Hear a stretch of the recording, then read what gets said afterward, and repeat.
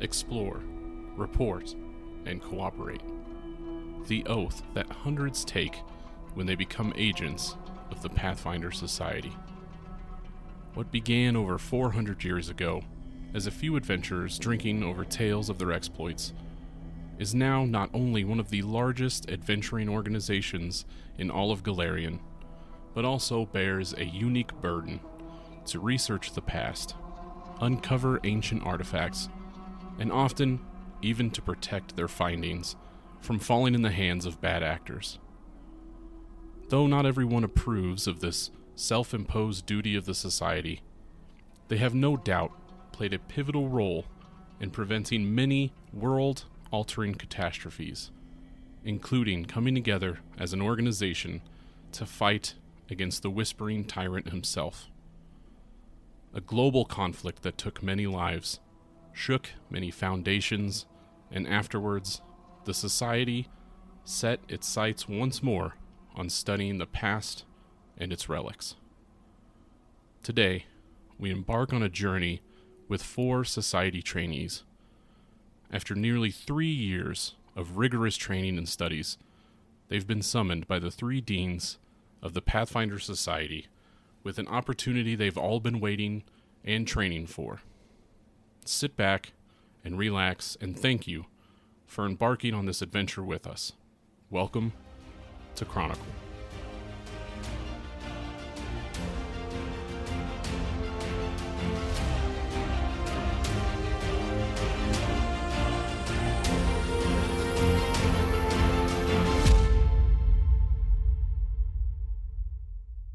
Hello, everyone. Welcome to Chronicle, a Pathfinder 2nd Edition actual play.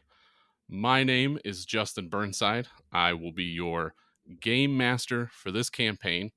I'd like to introduce you to our incredible players, but first, just so everyone can get a glimpse into what kind of people or players we are, I'd like to pose a question to each of you. When you introduce yourself, answer me this question. What is your favorite tabletop role-playing game? And if it's Pathfinder 2nd Edition, what's your favorite second? And 2, what is one that you would really like to try out? Now, mine, as I've introduced myself as Justin, my number 1 favorite is Pathfinder 2nd Edition. So my second favorite is Call of Cthulhu. And then kind of a cop-out for my favorite to try, because they're kind of the same mechanically, is Delta Green. So with introductions, we're going to start with Joe Anderson. Hello. Hello. So I'm Joe. I'm here with my lovely wife, too. She's also playing. That's Beck. Hey. So I'm a big fan of Pathfinder 2nd Edition. If I were to answer what my favorite TTRPG is, I'd have to say right now it probably is 2nd Edition Pathfinder. Second favorite has got to be Shadowrun. I'm a big fan of the cyberpunk setting, and it's basically cyberpunk meets D&D. It's a interesting, unique setting about capitalism gone wrong, and underworld mercenaries, and dragons, and magic, and elves, and it's awesome. The rules are a nightmare, but it's very cool.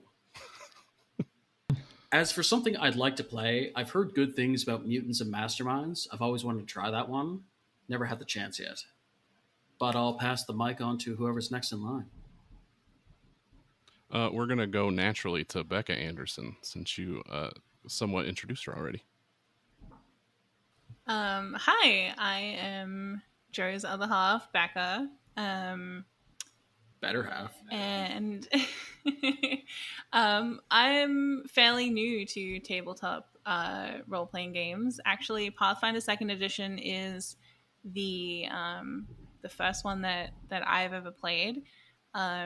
Naturally, because of how much I hear about it, I'd love to try out Dungeons and Dragons 5th edition. And I'm sure one day I will eventually get there. But right now, I'm just trying to still get a lay of the land, as it were, with TPRPGs. So fairly new player, but I'm loving it so far. Having a great time. I might have to actually run a 5e game again. Yes. Dope. Woo! Next, we will introduce Ellie Cameron. Hello, I'm Ellie. Unfortunately, my favorite role-playing game is Dungeons and Dragons 5th edition. But Pathfinder is a close second. I haven't really looked into other tabletop role-playing games, but one that I have heard of before is Blades in the Dark. That sounds kind of interesting that I want to check out. I'm also writing all these down for future reference. Nice. And don't feel too bad. 5e is like my top 5. I would say top 3. After Call of Cthulhu, I'll slap in 5e. Damn, Call of I can Cthulhu be in honest. second?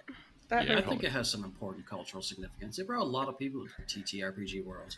It's a good gateway drug. It's a shame WotC is such shit, but that's a whole different discussion. If Okay, that's a hot 5e's take. the weed, Pathfinder's the meth. 5e is 5e is my first love. I can't forget about her. I divorced mine. Jesus And- Christ. The next player we'll introduce is Jared Stees. Hi, hello. Yeah, so I am kind of in the same boat as Becca because Pathfinder's the first and pretty much only tabletop role playing game I've played. With that question, I instantly went in my head though to kind of a role playing game, but not in the traditional sense. Where a lot of my friends and we play a game called Coup, where you get cards of dictators, and it's all a social deception game, right? Because each dictator has like different powers, and you try to like bluff your way into doing things that you're not supposed to be able to do. But as long as no one calls you on your bullshit, you can get away with it using any power. And so I kind of like those types of games a lot. Now, the game that I would like to play, which is also kind of mildly breaking the rules, it's not, I don't know if I'd call it a role-playing game, but it kind of is.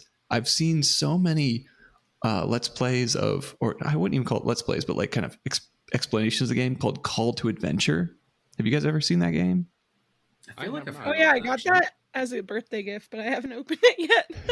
Nice. So Good.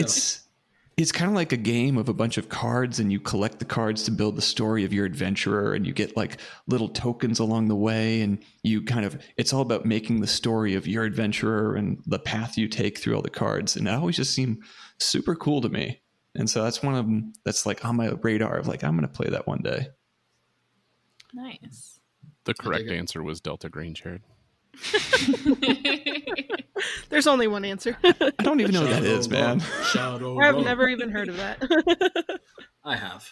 One of my goals for this podcast channel is I have 2 particular goals based off of patrons. So once I hit a certain number of patrons, a show that I really would like to try to create is basically a new game of the week type thing, where either I or somebody else, especially if they're already familiar with the system, runs a new game that most people aren't often exposed to. Like, we wouldn't run 5th edition for it, but we would run, Call of Cthulhu. Call of Cthulhu is pretty popular, but, games like Delta Green gives us a chance to, not only try new games to play, but also for viewers or listeners to see these games that don't often get talked about on YouTube and on the internet. That's fair. I mean, I didn't know about these games until you mostly brought them up yourself. So, And I wrote down 3 to try. I am always down to play games. I put D&D 5th edition in parentheses, by the way. at the bottom of the list. Hey, hey now.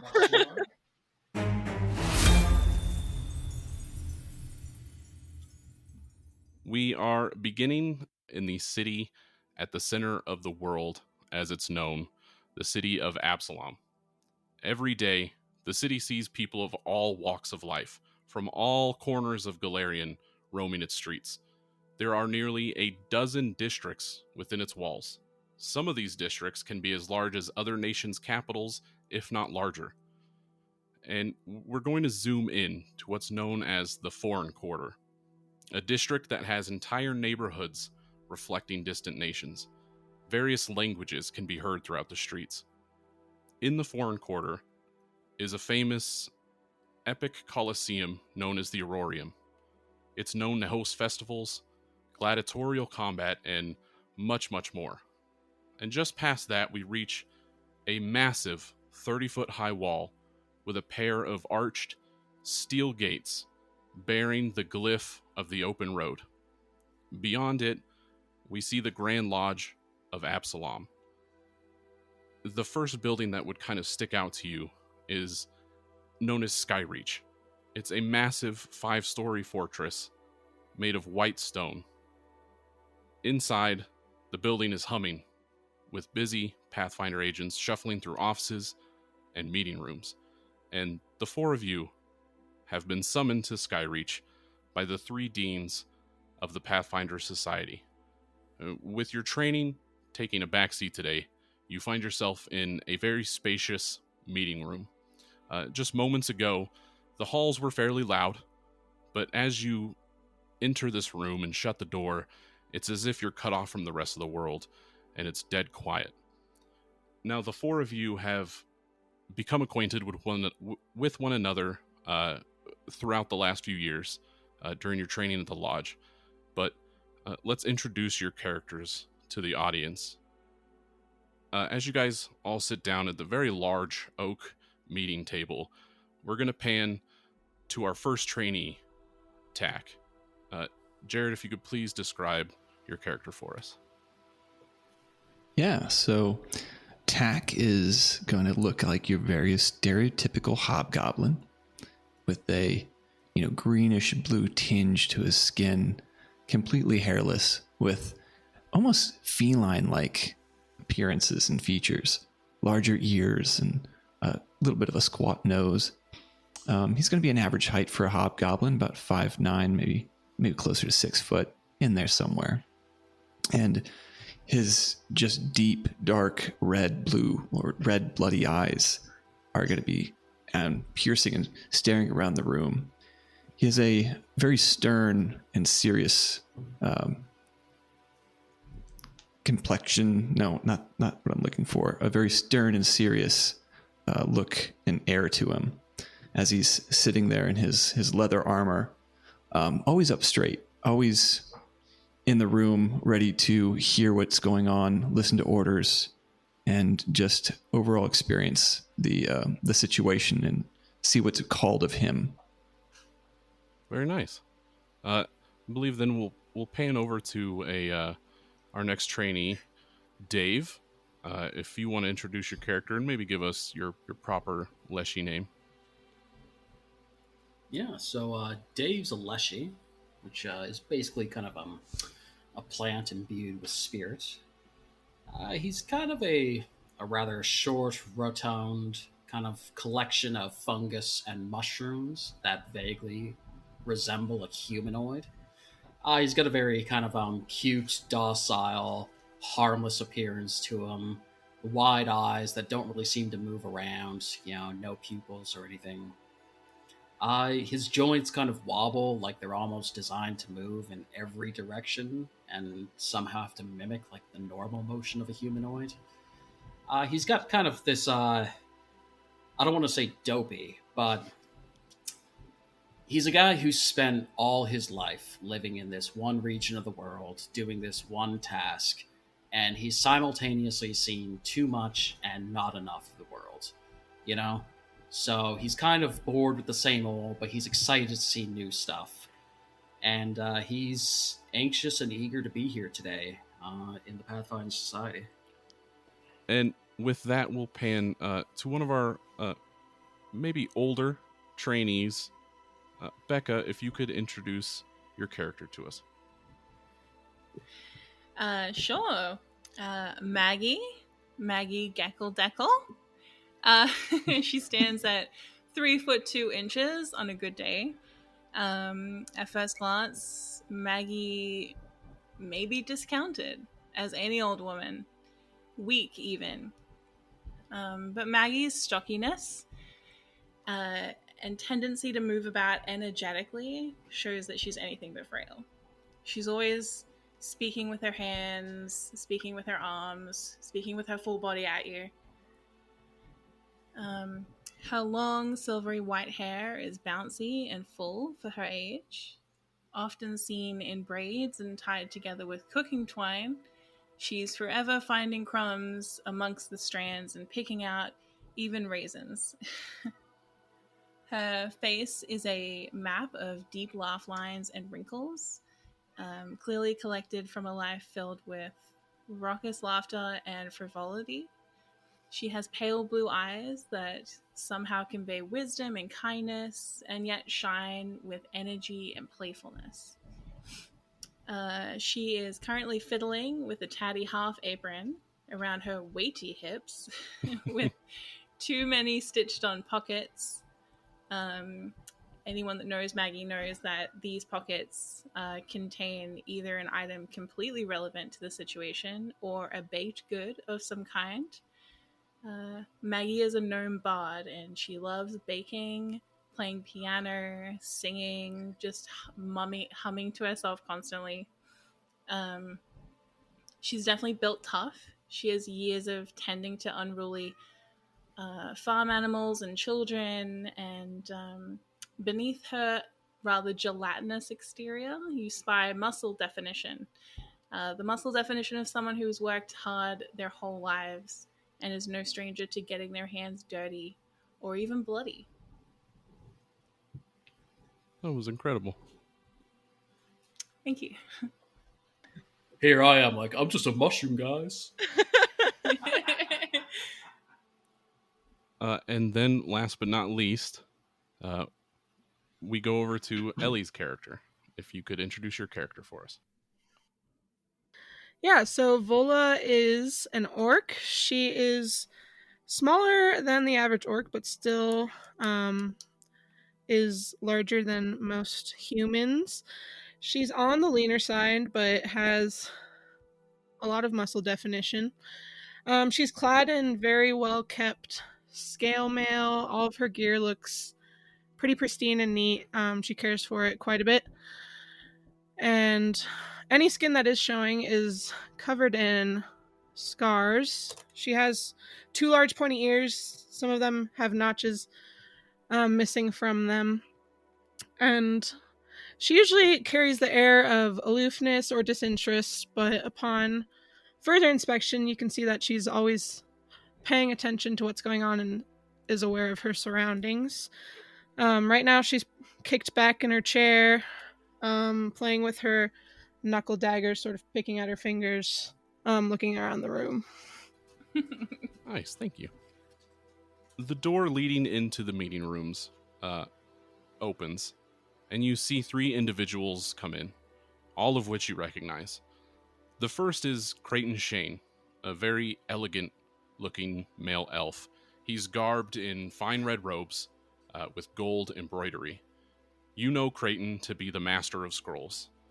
The second to follow him is a woman with snow-white hair, a cluster of multicolored gems orbiting around her head. She's wearing a shoulder strap attached to a large tome bearing a blank face with a distinct line down the middle. One side of the face is white, the other is black. You know this woman to be Serena Wester, the Oried Master of Spells. And finally, there's a bald man with a very big bushy beard. He beams a very wide smile, kind of portraying a little more of a silliness than the first two. As he goes to enter the doorway, he's halted almost immediately, kind of garnering everyone's attention. And you notice an array of 5 to 8 weapons holstered on his back, kind of sticking out anywhere from, a foot to 18 inches. Kind of gets him stuck as he's trying to enter this door. And over the next 15 seconds, he tries a new angle, tries to scoot in. That doesn't work. And then he just kind of rotates a good 90 degrees, slides in. And as the 3 approach the end of the table, Creighton, he stands at the end. He doesn't take a seat. Serena She takes a seat, and Marcus, the Master of Swords, he fumbles with the chair for a few moments. Can't quite figure out how to sit down, as he just pushes the chair out of the way and just maintains his grin at everyone. Creighton's the Master of Scrolls, right? Yes. Okay. Bro, does that book have eyes on it? That looks creepy. You guys would probably know that it is an emblem of Nethys. Ah, fair. Still looks creepy. Very much so. What was the guy with the sword? What was his name again? His name is Marcus. Regrets for the sudden nature of this meeting. I'll do my best to be brief, says Creighton. One of our most enthusiastic Pathfinder initiates, a fungus leshy you may know by the name of Rain in Cloudy Day, was recently approved for his confirmation. It was a mission to the nearby nation of Taldor to search for some ruins in the Verdurin forest near the city of Casimir. Standard fare for a Pathfinder mission, but Rain hasn't reported back, and it's been a week since his expected check-in. And this is where you come in. Even though Rain is still an initiate, the Pathfinder Society doesn't leave its own behind.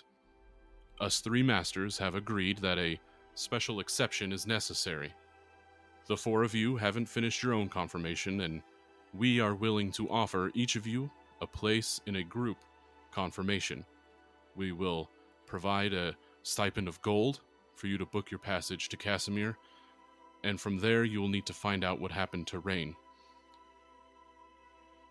He's going to set down a sack of gold in front of each of you. If you open it up, it will you'll find 6 gold pieces.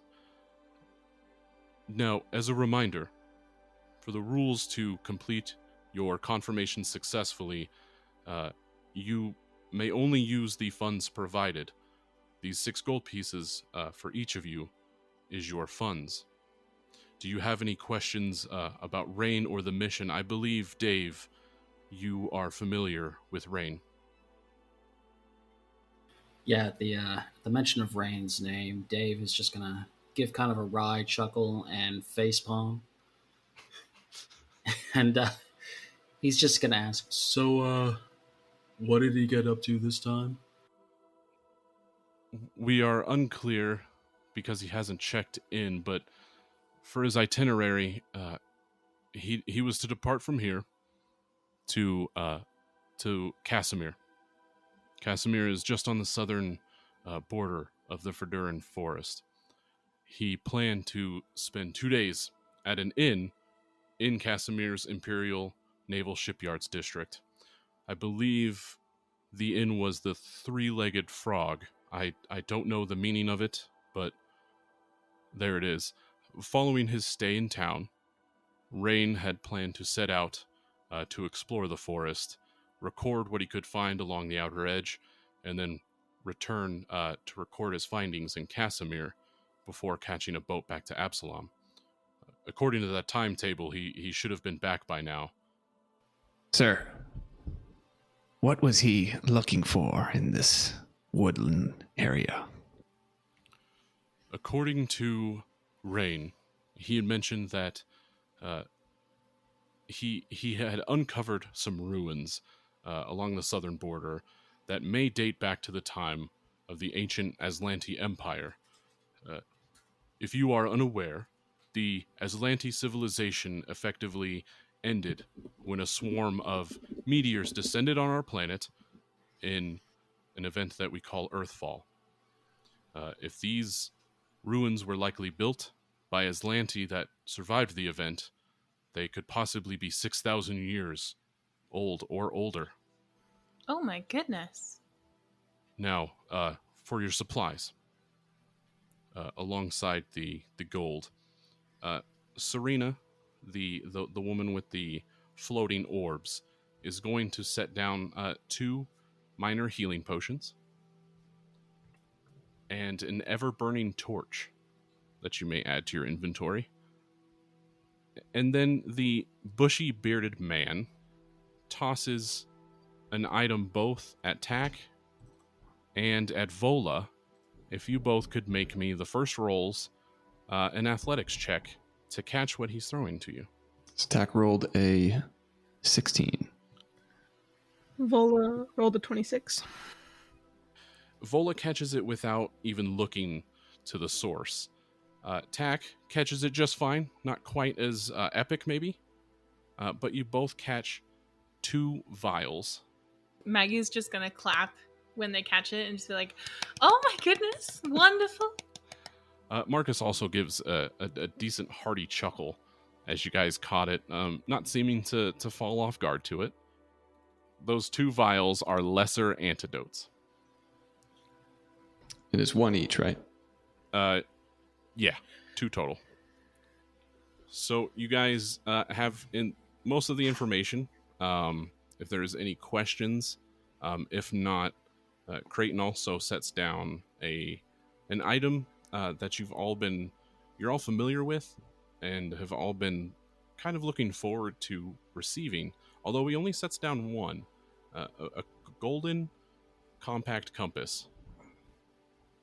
And he says, now, you all know, typically you don't receive your official Wayfinder until after your confirmation. However, due to the nature of this mission, please use this to explore the woods, as well as if you need to provide proof of your allegiance to the society if you need to. Yes, sir. And Tack's going to instantly reach for it. Are there any other members in the area? We currently have no other agents in the area on missions. Upon finding the Leshy, do we bring him back? Do we aid his mission? What is our goal? Yes, if you could perhaps help him complete his confirmation if he hasn't done so yet, then that will be the completion of all your confirmations, and we'll have 5 new agents to crown when you get back. Dave's just gonna raise his hand. We're just trainees. Why us? We don't have any suspicions that it is too dangerous, although we do trust your judgment. If you seem to be in over your heads, please let us know. But we found it a good opportunity to present to some initiates to perform their own confirmations. 2 birds, 1 stone, if you will. Or 4 birds. Oh my goodness, this is so exciting. I'm so excited. That is terrific, Maggie. Now, if you have no further questions, I believe you all know the directions to the docks in Absalom. Take your time getting what you need, supplies for your trip, and then as quickly as you can, find a charter to Casimir. It will be done. No worries. We got this. Yes, we do, Tack. You're completely correct. Maggie's going to push her chair back and excitedly jump up and start kind of like dancing on the way out. He's going to groan slightly as he stands and proceeds to make his way for the door. On an adventure, taking an adventure.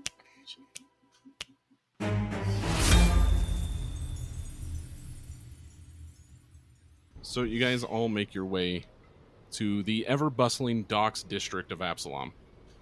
You see faces of all lands and nations coming off passenger boats, merchant ships being inspected by dock hands. There's a slight breeze coming in, bringing with it the smell of the ocean. Nearby, you see a board of notices informing travelers of open spaces on board vessels to travel across the inner sea and beyond. There are 3 ships headed to Casimir. The first is the Mimosa. The second, the powerful Hector. And finally, the Opportune. Now, these notices don't really provide any information. You guys can ask around, look for the ships, with some gather information activities. I like the sound of the Opportune. Sounds auspicious. I think Mimosa sounds absolutely lovely right now. And as someone who's been on many boats, I know that you don't pick them by the name.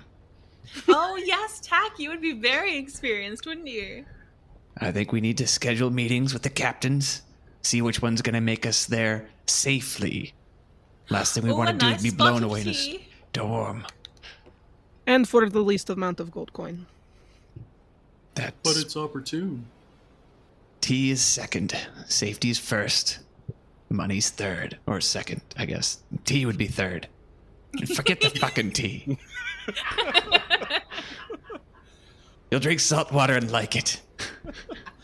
If you guys would like to try to do some figuring out, we can do diplomacy checks to gather information. If you could make them secretly, I'll allow everybody to roll one. Now, my diplomacy is the same as my sailing lore.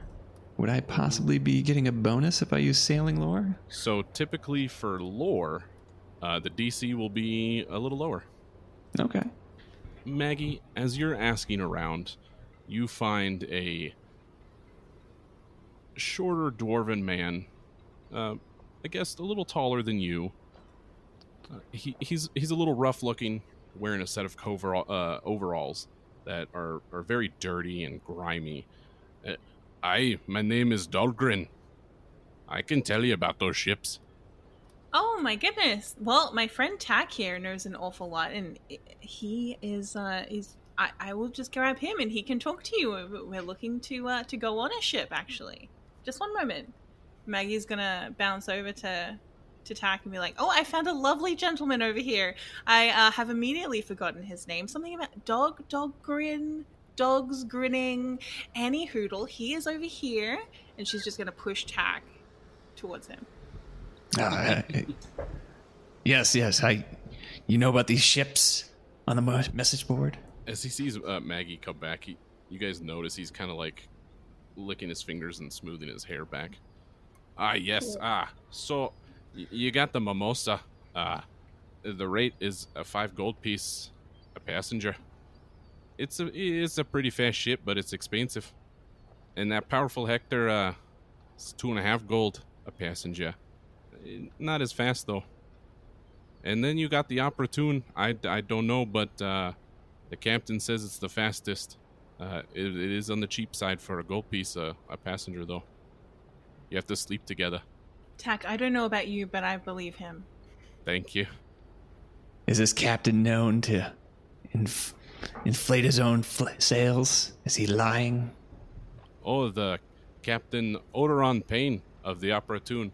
Yeah, he stretches the truth sometimes. Yeah, I bet he's got a few whales the size of his boat. I don't trust him. He'll point over to the west a little bit, and you see a ship that dozens of patchwork jobs done to it. It's so bad it's creaking from here, and you see a branding on the side that says Opportune, but one of the P's is kind of dangling off. See, guys, it's an opportunity. An opportunity for a burial at sea, I'd say. An opportunity to die. You know, if you're sailing on a budget, yeah. Oh, he said it was the fastest. The captain did, not me. Well, you know. I could swim faster than that. Will you point us in the direction of the powerful Hector? Oh, yes. He points to a very large wooden barge. It is probably one of the most plain ships that you've ever seen. That is promising. I see it in your eyes, Tack. No frills. We get the job done. We still have some money in case we have to bribe someone or pay for more transport. Just like a plain scone on a hot summer's day. Plain and good for the soul. I understand completely. I am with Tack. I think we should go with that one. For the powerful Hector, it is. Dave just absentmindedly picks a mushroom off his shoulder and pops it in his mouth and chews it, just nodding. Is this not considered cannibalism? Is Dave getting high on his own supply? Just microdosing. Just microdosing? It's therapy. You want some? So aboard this ship, To gather information takes a few hours, but nothing more than a half a day. You guys board the powerful Hector, each pay 2.5 gold pieces. You find the captain is Edward Tarbin. It is a very basic trip, very mundane, uneventful. It takes you 6 days to get to the shores of Casimir. But the journey has been neither painful nor exciting. You were provided all 3 basic square meals a day. You didn't have to share lodging with every passenger like the Opportune, but just with each other. After 6 days, you feel the sea vessel begin to slow as you hear distant sounds of bells, whistles, dock hands barking orders. You've arrived in the port city of Casimir as the ship docks into the Imperial Naval Shipyards District. The sun doesn't seem to shine the same as in Absalom. There's a pretty thick overcast with a slight drizzle of rain. The poor weather, it seems, may have put a damper on most people's moods as you set your feet on land, and everyone seems in a hurry, maybe a tad grumpy, and just generally wants nothing to do with anyone else. I believe we're searching for something called the three-legged frog. Is that what everybody else remembers? Da. I couldn't have said it any better myself, Bola. Who has a good sense of direction? Certainly not me, but somebody else here should. Perhaps we should ask around. Vola, you don't ever fail to surprise me. You are so witty and charming. And so are you guys asking around to find the three-legged frog? Yeah, makes sense. Yeah. Okay. If one of you could give me a diplomacy check to gather information. So, Maggie, you find this time a halfling woman who has been inspecting a ship that just came to the dock. And as you ask about the three-legged frog, she looks up from her work and beams at you with the biggest smile on that you've seen in the last 6 days. Oh dear, I would love to help you. The three-legged frog, yes, it's just a couple blocks down that way. You'll notice there's a sign of a frog and its tongue sticking out as a third leg. Oh my goodness, a tongue sticking out for the third leg. You know, I did wonder about that because, as we both know, frogs only have 2 legs. Oh my goodness, dear, you are a fresh of breath air. Thank you so much. It's the silliest thing, and it is a great place. Well, I'm dying to check it out. Thank you so much again. You have a great evening. You too, dear. Maggie's going to turn around and tell them, just over here, just over yonder, it's a frog with its tongue sticking out. That's the third leg. That's what the woman told me. Isn't that wonderful? How quaint. Do frogs not have 4 legs typically? Yeah, they do. Not when I'm done with them. All right, everybody gets another hero. Sweet. So you guys see a building with a sign that's swaying in the wind. It depicts a frog standing up on 2 hind legs with its tongue reaching the ground, acting as a third leg to keep the frog's balance. A couple people come in and out, but it seems to be fairly quiet there. Dave is just going to wander around admiring the woodwork and just absentmindedly talk to anyone within earshot who feels like listening about the types of wood that's in it and the nature of it. There's going to be a gentleman who looks like a sailor, or perhaps a fisherman, also in some rubber-looking coveralls with rubber-looking boots. He looks down at you for a brief moment. I have no idea, boss. It's wood. Yeah, but it's fascinating. So many types of woods from all over the world. It's nature, man. He's going to nod a little bit. Yeah. Does he look like the owner of the establishment? Tack would probably recognize that he is just a blue-collar worker. Dave just continues to soliloquize as he moves on. Yeah, Yeah, the fisherman will probably just walk away from one of the most strange interactions he's ever had in his entire life.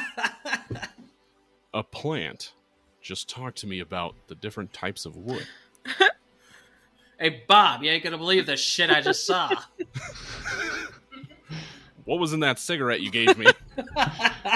This fucking plant just started talking to me, Bob. Is there like a bar area? There is. You guys are all going inside? Yeah. So you guys do see a bar area. It is fairly quiet. You guys see a female halfling kind of hopping around a little bit. It's pretty obvious that she's running things. Very cheerful, talking to the one or two sailors that are in here at the moment. She'll look up as you all enter. Oh, welcome to the Three-Legged Frog. Please have a seat. Are you looking for rooms for the night? Perhaps. We're looking for information first. Well, aren't you pleasant? Listen, and he's going to put the Wayfinder on the table in front of him. We have pressing business from the society. Oh, are you? Is this about that fungus leshy that was here about a week ago? Exactly. Actually, I think it was about 2 weeks by now. I remember my husband, Roland. My name is Agnes, by the way. I'm sorry. My husband, Roland, was actually managing the bar when he was here a couple of weeks ago.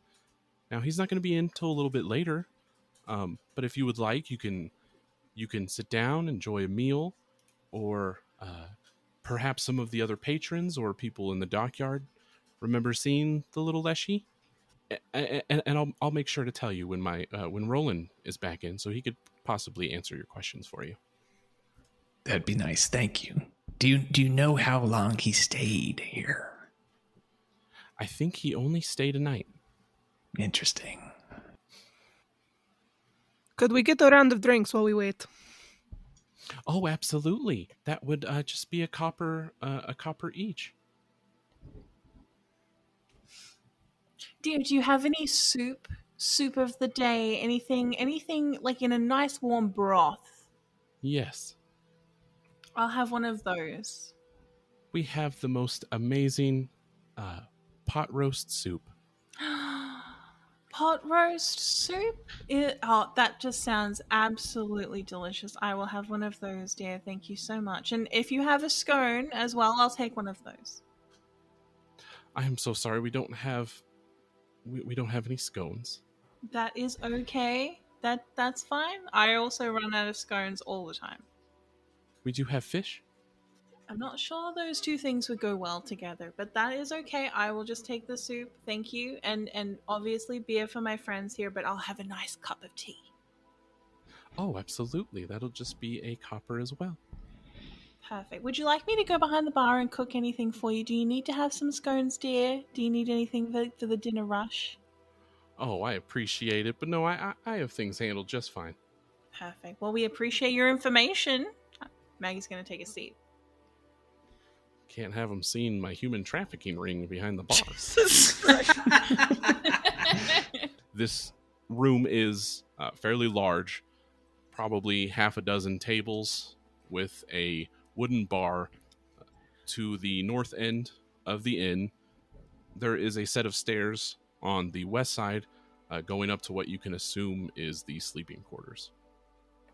Vola's gonna down her drink in one go, slam it on the table, and say to Tak, I do not know how you have lived on a ship for so long. That was terrible. It's a lot easier when you don't have a choice. I wasn't really free to come and go, if you know what I mean. It'd be hard to get away on a ship. There's no land. I mean, I lived a decent life. The captain liked me. The crew respected my position. I did okay. Respect or fear? Well, I mean, when you're the ship's lash, you have to have a little bit of fear. It is one and the same, no? Yeah. The drummer keeps the beat. I just make sure the sailors abide by it. You know, I've always found it's better to catch flies with honey myself, but to each their own, I do say. Dave is just going to give Tack like kind of a sad look, like, I'm sorry, man. He's going to sniff and sip on his drink somberly. Dave's not even drinking alcohol. He's just got like a bowl of tepid water that he's just soaking his hands in.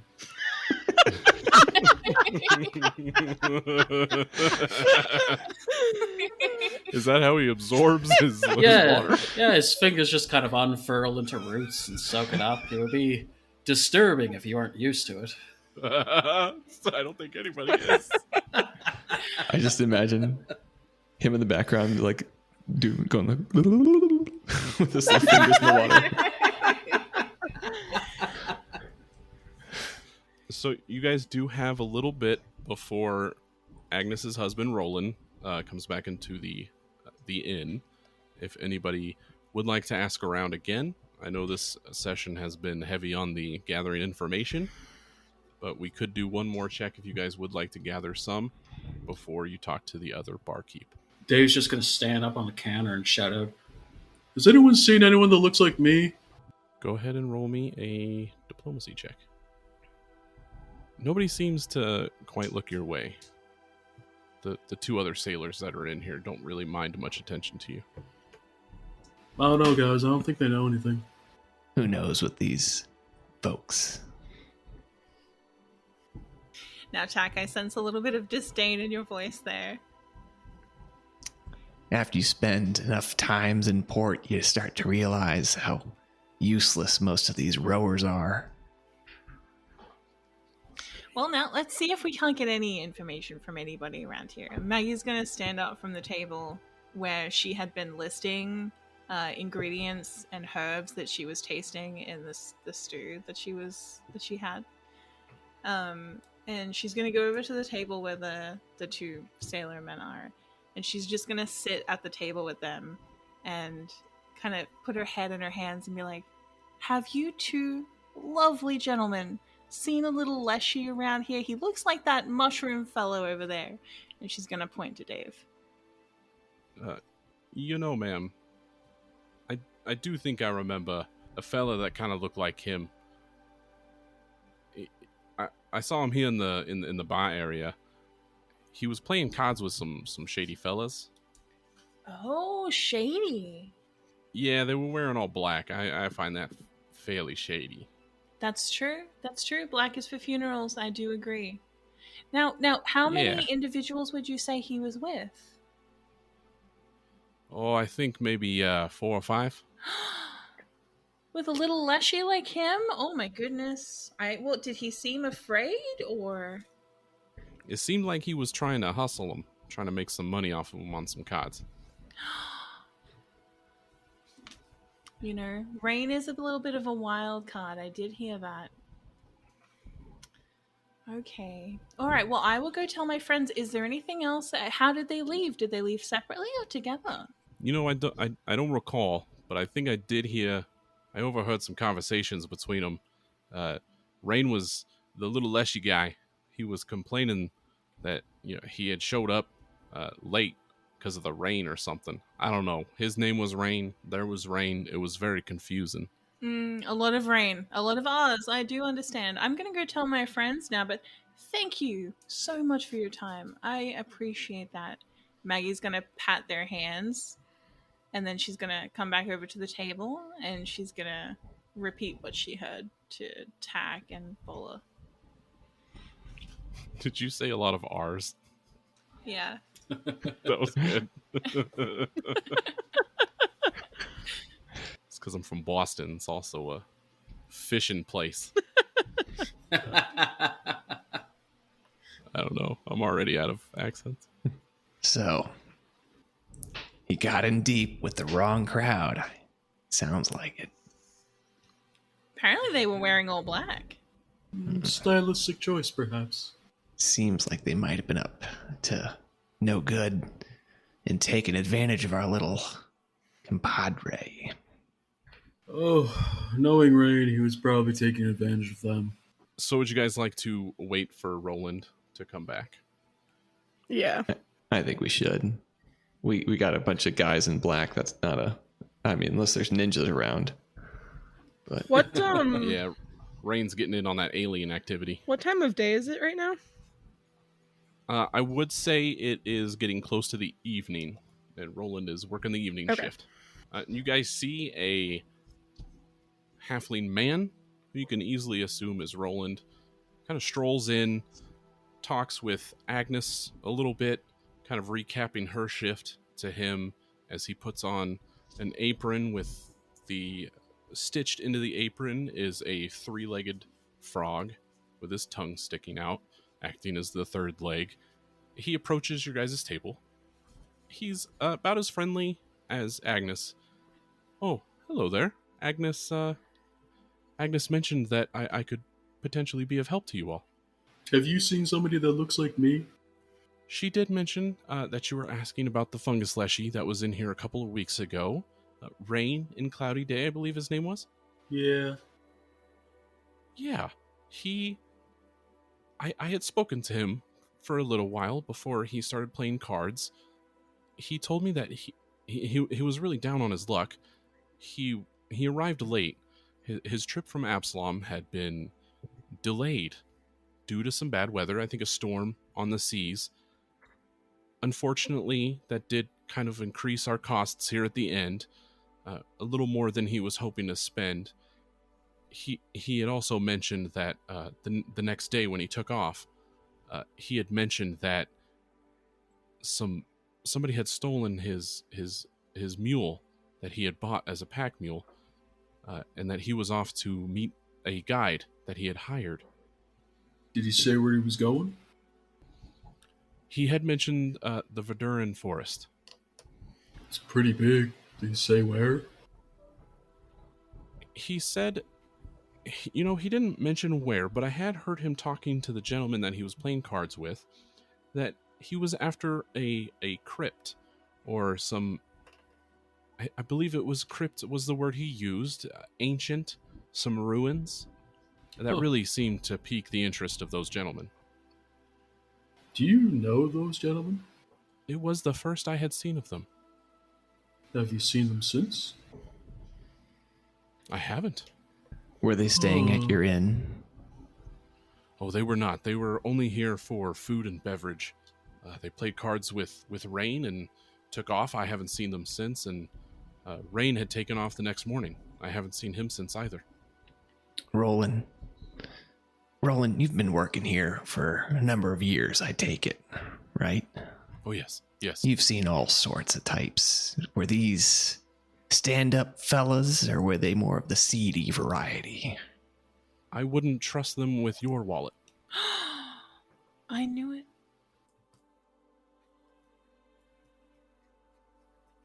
Oh, because it's my wallet.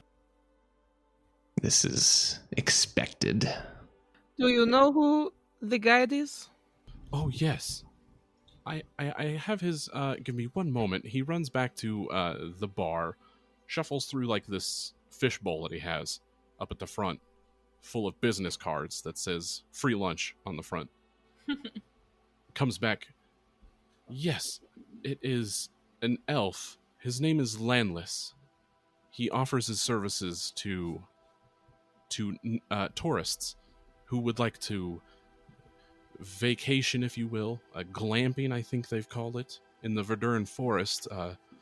So you hire him, and either A, you don't get killed by a monster, or B, get killed by the druidic order that's watching over the forest. That's a lot of ways to die, dear. Oh, yes. He makes a good amount of money.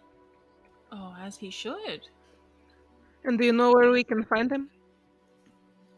He usually, I guess at this time of night, he may be back to his post. I believe his office is just a couple blocks away. He'll hand you a card that has a vague address on it. Has he been in here since he left with the fungus? He hasn't been in here. I haven't actually spoken to him, but I have seen him out and about on the streets.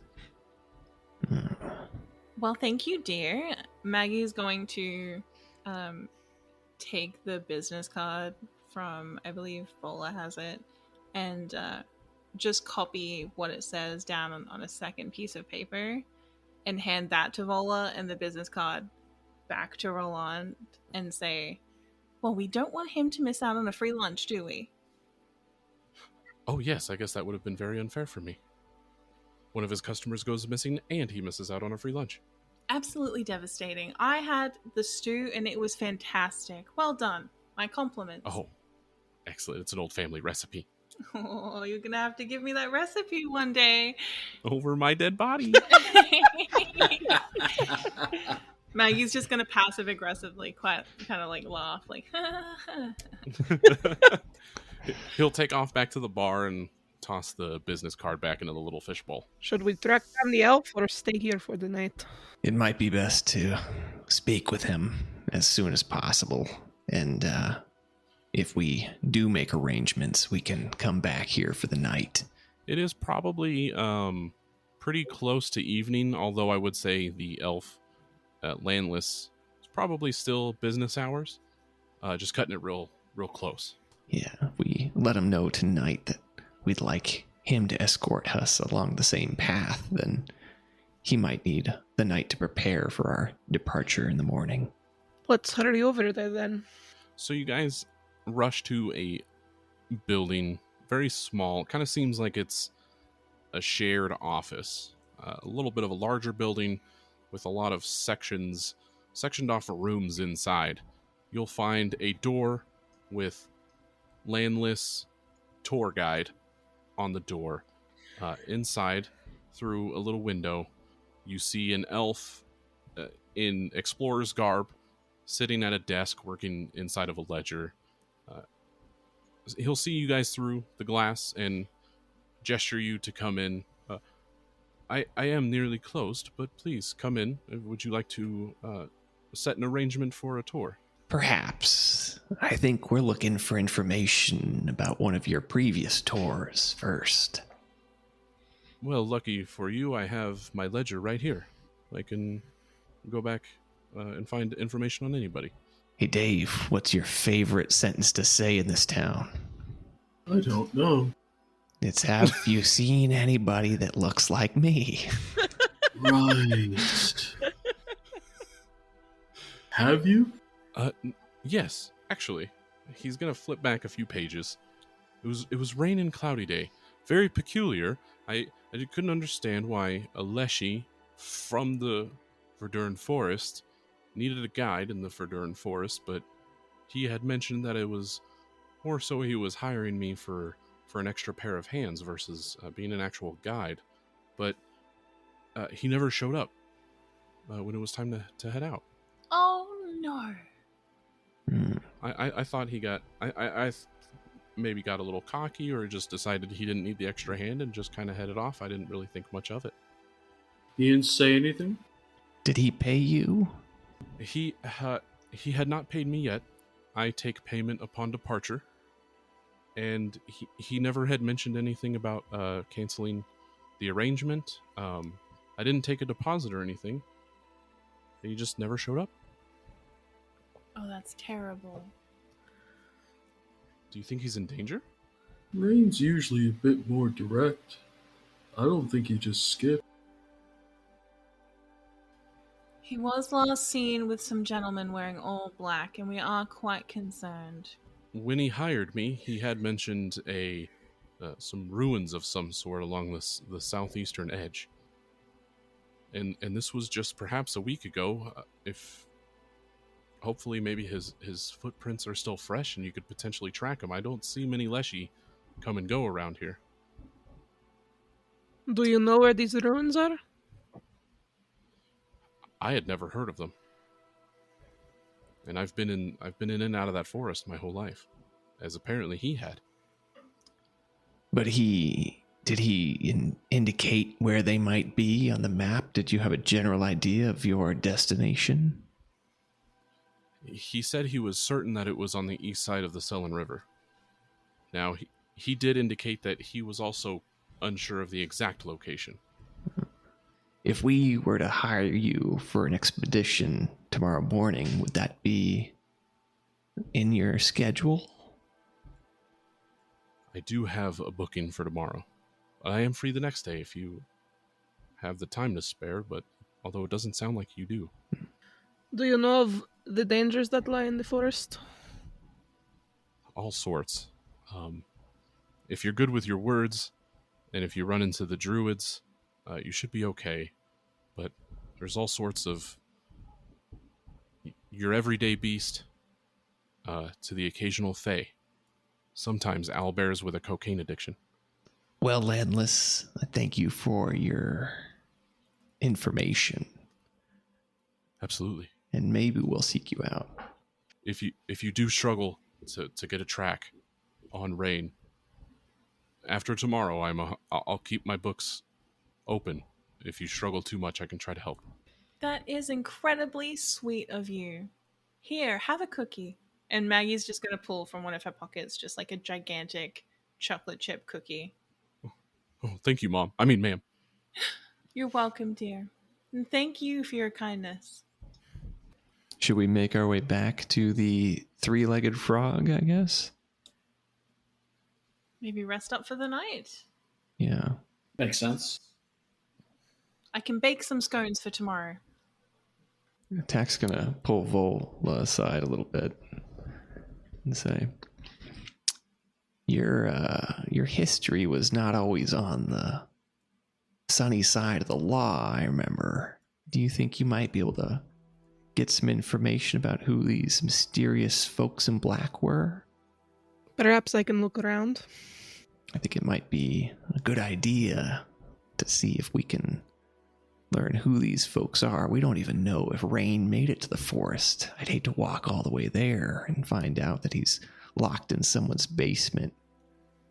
This is true. Vola, instead of a diplomacy roll, let's do a secret underworld lore roll. So, Vola, you take a little bit of a scan while the others head into the three-legged frog. You take a scan around the docks as the sun has set, the shadier characters come out, and you find a gentleman who is probably a decent source of information. One for one, he looks like a thief of some sort, at least a swindler. He's sitting on the street side, not wearing any shoes. The drizzle is still kind of coming down a little bit. He doesn't seem to mind. He's attempting to panhandle, but you can kind of tell among his, with his body language, that it all seems to be an act. Vola will go up and sit down beside him. And say, I'm looking for some information. Perhaps you could be helpful. How much is this information worth to you? It depends on how much you know.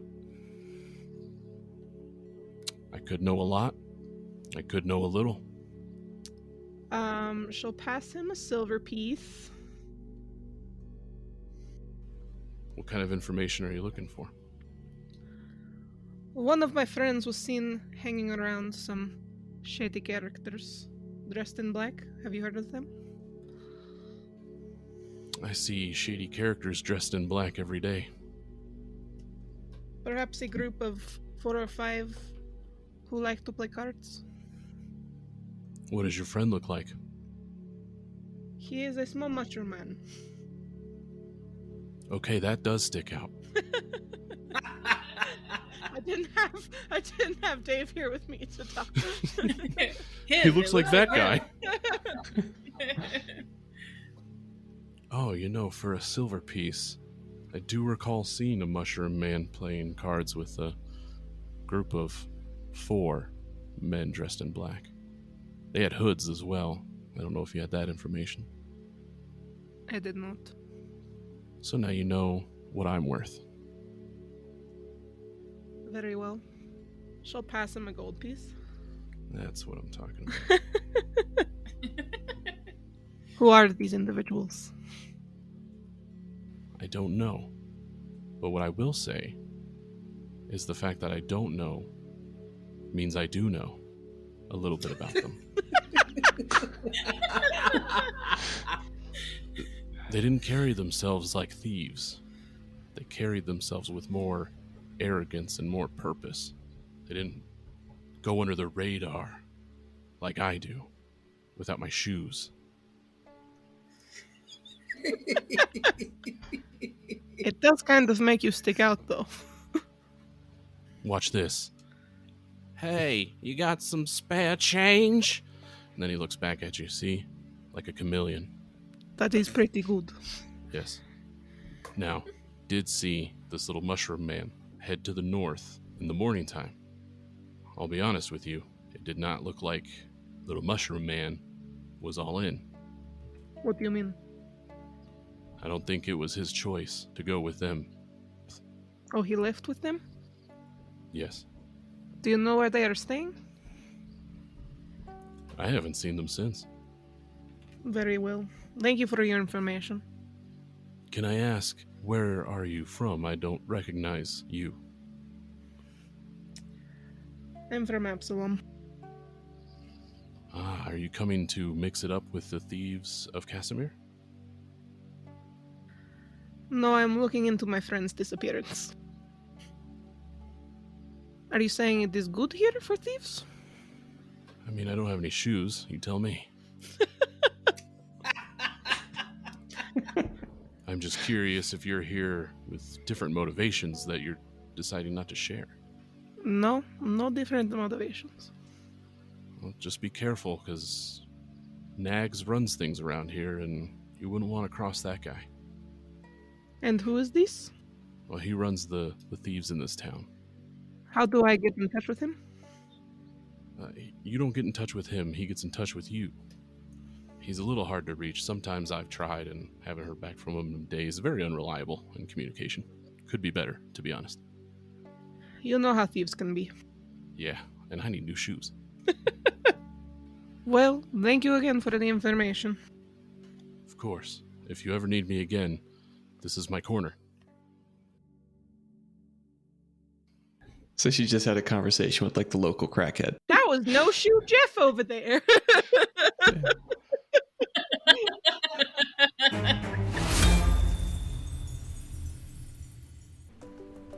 Hey guys, Justin here. I'd like to take some time to talk about our sponsor, us. If you like what you hear and want to support the show and the studio, please consider becoming a patron at patreon.com/playpretendstudios. Becoming a patron can get you access to our community Discord, ad-free shows, and even live streams of our recording sessions, depending on the tier, of course. Your support helps me bring all of this to life, and as we gain more support, we can add more to the pipeline. On patreon.com/playpretendstudios, you can find my roadmap for the studio. Our first goal is to hit 100 patrons, and once we hit that goal, we're going to add a free-form discussion show, where another host and I will talk about all sorts of things relating to tabletop role-playing games, whether it's current events, game design philosophy, RPG horror stories, anything really. Projects beyond that in the roadmap include a Game Master Advice / theory crafting show, homebrewed content for your favorite systems on a monthly basis, and my personal favorite, a new game of the week show, where we play a new game for a few sessions to help spotlight games that don't get as much coverage as 5th edition or even Pathfinder 2nd edition. And last but not least, the final goal would be a second actual play show, but not one in 5th edition or Pathfinder, but Play Pretend Studios' own rule set, to be revealed at a later date. Once again, if you'd like to support the show, please consider becoming a patron at patreon.com/playpretendstudios and help us bring these projects to life.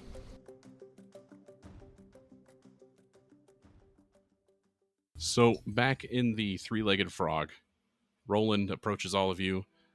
Are the lot of you looking to stay for the night? I'm about to close up the bar. Yeah, it would appear so. We need something to stay at before we leave in the morning. We have two separate types of suites here. I have the average room. It's about 2.5 gold each. Just some basic rooms, nothing special. If you feel like, spring in a little gold for 5 gold pieces each, you get some of the best rooms available. And if the 2.5 gold is a little out of your range, there's a hostel nearby that only charges a gold. I think we're on a bit of a budget. What do you all think? Oh dear, a hostel is fine with me. This bag of bones doesn't need a lot to get to sleep. Can we sleep on the roof? On my roof? Yeah. I would appreciate it if you didn't. Aw. Do you think we I'm could see sorry. the room that Rain stayed in? Sure, but I will warn you that many guests have come and gone since. No, it's a good idea. You might see something Rain left behind. Now, dear, I did notice that you didn't have any scones. Would you possibly consider allowing me to get up at the brightest crack of dawn and putting on a fresh batch for you for the entire day if you can give us a bit of a discount? She makes a mean scone. If you could roll me a secret diplomacy. I'd be willing to knock off half a gold piece per, to knock it down to 2 gold pieces each. And this is per room or per person? Because we do not mind sharing. Yeah, can we just bunk? I can sleep on the floor. I can do it per room. Each room can sleep 2, at least bed-wise. So that's 1 gold. 2 per room. Could swing Just that. the one room? 4 gold total. Yeah, I'll chip Total in for the for that. 4 of us. So 2 rooms then? Yes.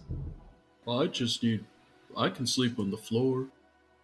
Oh no, dear, you can bunk right next to me. You don't take up too much space, and I'm sure those 2 would prefer to be all negative Nancy's in their own room. Roland takes 2 keys from his drawer in the bar, hands them, 1 to Tack, 1 to Maggie. I hope to see you for those scones in the morning. Oh, I will be up before you, and I'll make myself comfortable in the kitchen. I know my way around any of them. Feel free. Thank you very much. Of course, thank you.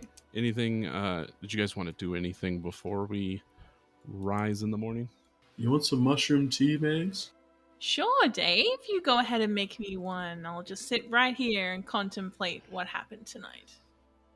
Yeah, Dave's just gonna brew up some special mushroom tea. I will say, as Tack is leaving the group behind, he'll look at Maggie and say, "At least 1 blueberry." I'll make you one just special, Tack, as blue as your skin. The morning comes. Maggie, you find yourself in the kitchen making a big batch of scones. I'm actually going to make 3 blueberry scones. I'm going to take 2 on the road just to keep in my pocket for Tack.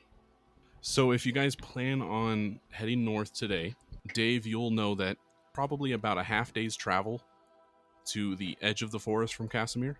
Oh, we should get an early start then. Get there with daylight to spare. So now it is Agnes taking her shift, who graciously thanks you for the number of scones that you've made for them. Oh, it's just a quick 100, dear. I'm sure it'll only get you through the day, what with your food. I'm sure everyone's barging through the doors. Would you like some of the proceeds, or should I just give them out for free? Oh, well, no, dear. You should sell them. You should collect the proceeds yourself. I'm sure you sell 10 or so. The rest will just sell themselves. You might even be able to hack up the price. Maggie's Scones of Absalom. 1 silver piece, limited time only. Now with crack. Jesus Christ. Well, it's probably about time we make for the forest. Okay, I imagine you guys taking off probably right before the sun is about to rise. Getting you to the forest right as the sun is high in the sky. Who is going to be the tracker? Well, Dave has the survival skill. Got like a +6 in that bad boy. Plus, for backstory reasons, he actually is familiar with the forest.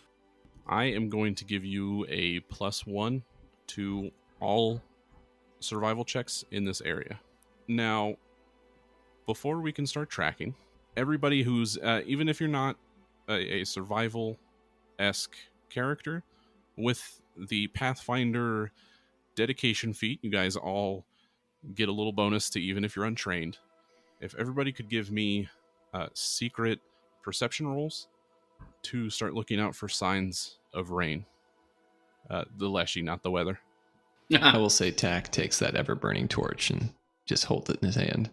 Dave, you find a very familiar set of tracks, along with 4 humanoid tracks, all headed western towards the Selin River. Looks like they came through here, fellas. Rain and his compadres heading to the river. Do I get a sense of how old these tracks are? Like how long ago they came through? About a week now. They still got quite a bit of ground on us. And do we see any tracks coming back, or there's just the one set? Not that match. When you say not that match, what do the other tracks look like? I would probably say there's 1 or 2 of like explorers. Probably see like the footprints of an elven tour guide, Yes. along with a couple of other footprints, stuff like that. The ones that accompany rain, you will probably notice isn't so much explorers' boots as much as they are combat boots. Rain's got himself mixed up with somebody who's definitely not the pleasant sort. The wrong type. Again. He really should be gravitating towards sun and sunshine instead of rain and clouds. It was a rainy day. Perhaps we should try and get to him quickly then. So what are the exploration activities everybody would like to do while you're looking? I imagine Dave is just tracking. Yeah, I'll be doing the track. I guess Tack would be scouting for enemies. Volo would probably be doing the same, listening in for anything, probably behind them. And I'll be detecting magic. Perfect. Okay, so your survival check to track lasts you a few solid hours as the sun begins to set. These tracks suddenly stop. And if you could give me, everybody can do this, either perception or survival checks secret. Vola, you immediately notice that you guys were following a total of 5 tracks. 4 seemingly adult humanoids, 1 fungus leshy. You were following the tracks west, and now it seems the tracks divert immediately east.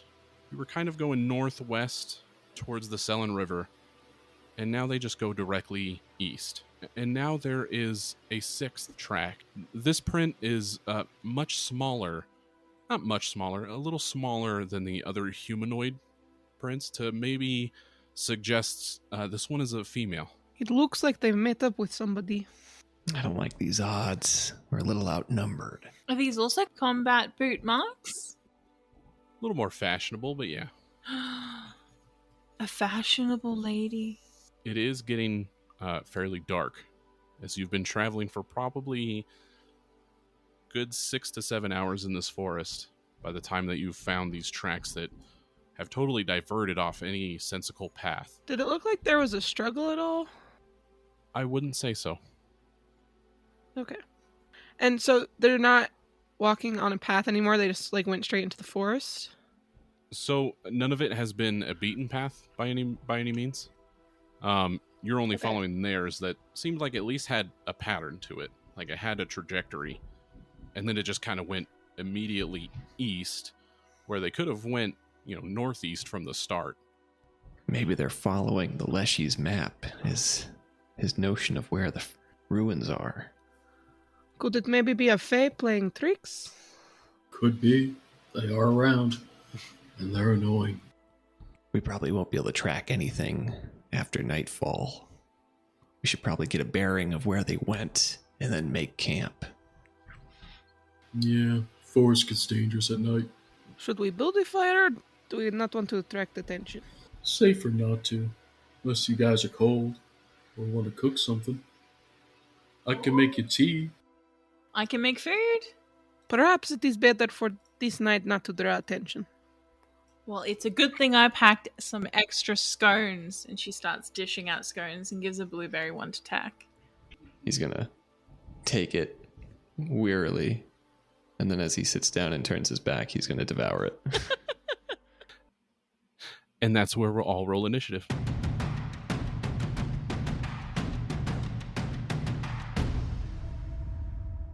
Oh, god damn.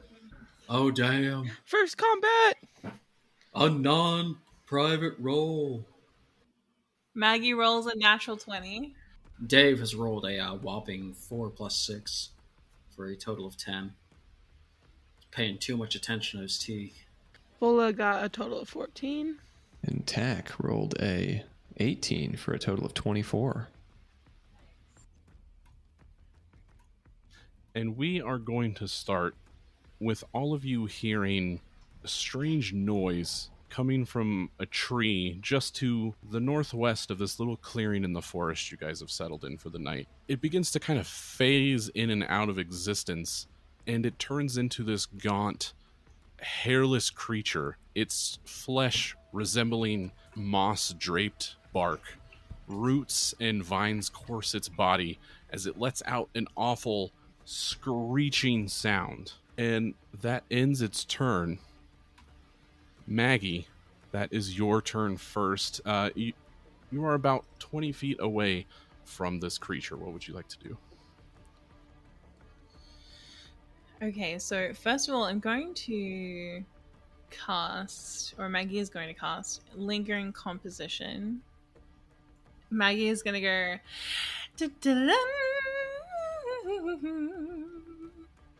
And with a critical success, your composition will last for 4 rounds. Nice. So then she is going to cast Inspire Courage, giving all allies in the area a +1 status bonus to attack rolls, damage rolls, and saves against fear effects.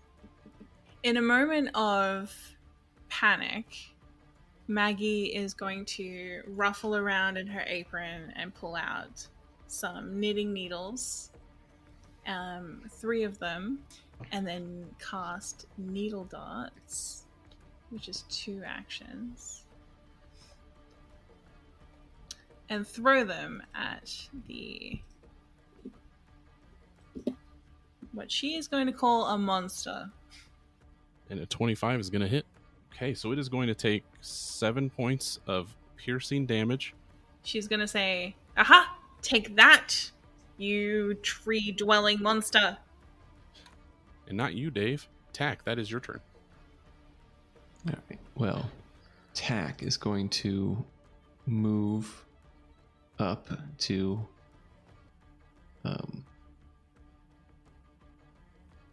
try to make his way between Maggie and this evil beast. And his second action, he's going to try to recall knowledge about it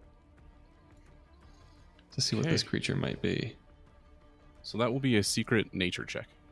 All right. You haven't quite seen anything like this ever before in your life.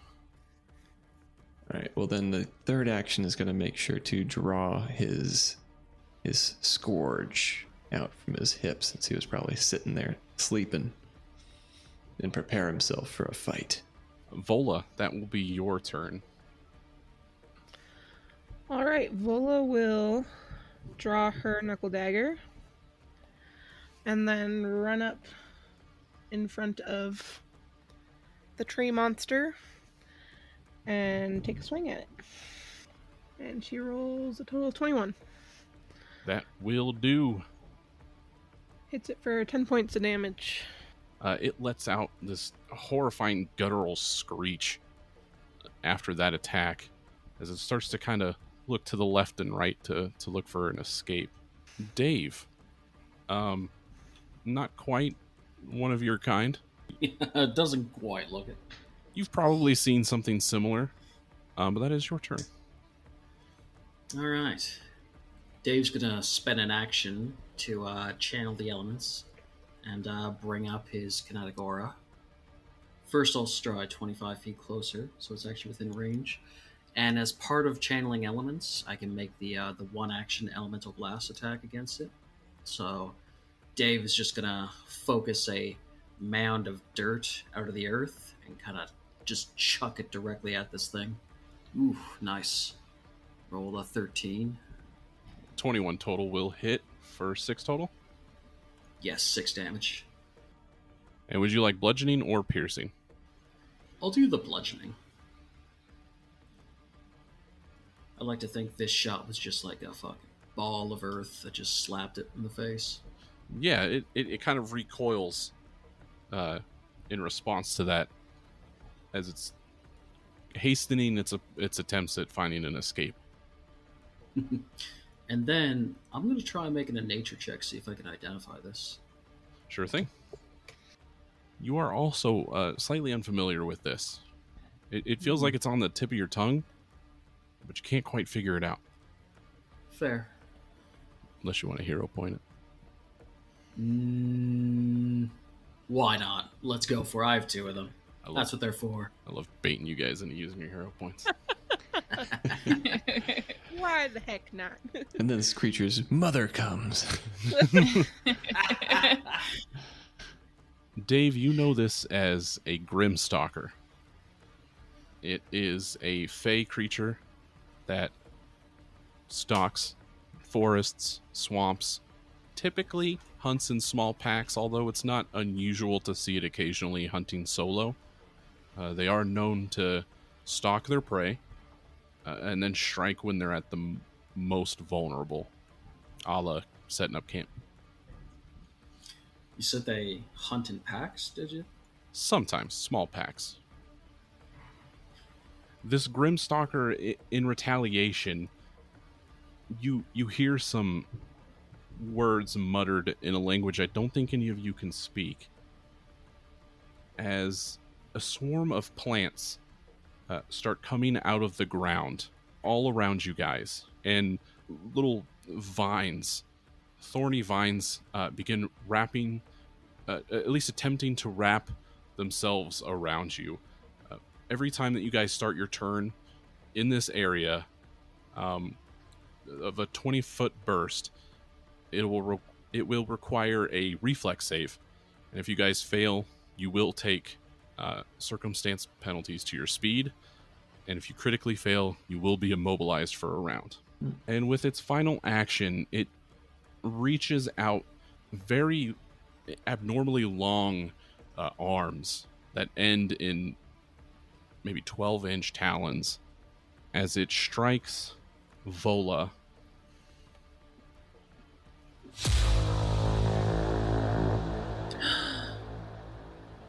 Okay, so I rolled a total of 29, which would be a critical hit, but with your nimble dodge, that becomes a not critical, correct? Nice. I think so. Yep. Yeah, that'll make your AC a 21. Now, what are you doing robbing criticals from me? Surviving. Come on, guys. It won't hurt too much. So you'll take normal damage for... Vola is slashed for 13 points of slashing damage. Ouch. And if you could give me a fortitude save. Vola rolled total of 13. I'm gonna use a hero point. Okay. And succeeded with a natural 20. Nice. You are not going to take any poison damage. Ooh, fancy. Maggie, it is your turn as these vines have begun to try to entangle you. If you could give me a reflex save as you start your turn. I rolled a 21, which is a success. So this area is still going to count as difficult terrain for you, but you suffer no movement penalty, even if you feel like you need to move. Okay. Does Maggie, does she realistically have sight and could attack from where she is? I believe, yeah, I think there is a pretty decent clear line of sight between Tack and Vola. to reach the creature. Okay. So Maggie is going to cast Daze and attempt to cloud their mind and daze it with a mental jolt. Okay, it will attempt its will save and only succeed. So since this is basic, it will take half damage. Like half of the 5, or is the 5 the amount of damage it takes? It will take 2 points of mental damage. 2 points. As it lets go another screech as it reaches its sharp talons towards its head. Okay, and then I am going to strike it with a short bow. Oh, for a natural 1. No hero point, or would you like to... No, that's Maggie's turn. That's fair. Tack, that is your turn. You're seeing this dog lose a little bit of its bark. And for starting my turn in this burst of entangledness, I guess I'll roll this reflex save. And that's a success with a 24 in total. Now, it is still difficult terrain, so if you would like to move, it's just 5 extra feet per square. Yeah. So that's 2 actions to get next to the Grim Stalker, I think you said? Yep. And then with my third action, Tack is going to reach back with his scourge and try to slash through the bark in a downward motion. So that is a 7 on the die for 15, and it's a miss. Mm-hmm. And that's Tack. All right. Vola, you just saw Tack come up. Unfortunately miss, but probably a little distracted by having to trek through the tangled vines. All right, Vola will make the reflex save as well. And rolled a natural 20. What vines? Nice. And then she will use her movement to flank with Tack and strike at the monster. In Aklo, it says, "Ruh-roh." And she rolls a total of 19. And with it now being off guard, it hits. So she'll roll her damage with the sneak attack for a total of 10. It didn't see your swift movements of sneaking up behind it as you get a really good blow in, looking like you're really getting to it. And then she'll use her last action to swing back with her dagger and roll a total of 13. That will miss. Dave, that will be your turn. The monster is now flanked by your fellow party members with a wide open shot. If you could give me the fortitude or the reflex save. Now with a failure, you're only going to take a minus 10 foot circumstance penalty to your speed. Dave's stubby legs can't quite get out of these vines. Could hero point it if you wanted to. Nah, Dave's fine where he is. Alright, so Dave is going to spend his first 2 actions pulling off his Timber Sentinel move. So I'm going to drop that right there, kind of in between Tack and Vola, so that they're both adjacent to it. Having seen Vola take a strike from this thing, he's going to drop that tree to help protect them from any more incoming blows. So basically, as long as you guys stay adjacent to this square, this tree will block some damage for you. And then with my last action, Dave is gonna... This time he's gonna use his weapon infusion to shape his kinetic blast a little bit better and more efficiently. But for the weapon infusion, I'm gonna go for the ranged option, the 20 feet with the thrown trait. So he's kind of gonna take another clump of earth out of the ground, but this time kind of shape it into like the shape of a throwing hammer and yeet it at this guy. Oh my goodness. But it will miss with a 10 plus 8. Hero point. Do I want a hero point? Oh man, like don't tempt me. It's my last one. I'm gonna save it for now. I'm good. I know your game. Then we are back at the top of the round with the Grimstalker, who is going to take its first action to stride away. It's going to stride 30 feet unhampered by the vines. As you see, as it travels through them, the vines kind of like absorb into its legs as it's running. And its second action is to strike Dave with its talons and miss Come at me, bro. with a 16 total to not hit your 19 AC. And it's going to try again as you are an abomination to its forest with another 13 total. A complete waste of a turn. Maggie, that will be your turn. Maggie is going to use her trusty knitting needles and attack for a 27. It's going to hit real good. I'm just going to roll damage Nice. and hit for a 10. So this beast screeches as it's trying to hit Dave, and then it just gets shotgun blasted to the side by Maggie's needles as it falls to the ground in death. You see blood that's like sap coming out of its tree-like body. And that is where we will leave it this session.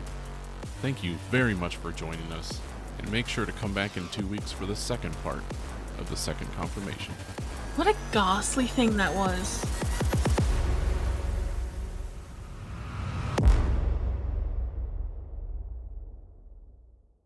Chronicle uses trademarks and/or copyrights owned by Paizo Inc., used under Paizo's community use policy. We are expressly prohibited from charging you to use or access this content. Chronicle is not published, endorsed, or specifically approved by Paizo. For more information about Paizo Inc. and Paizo products, visit paizo.com.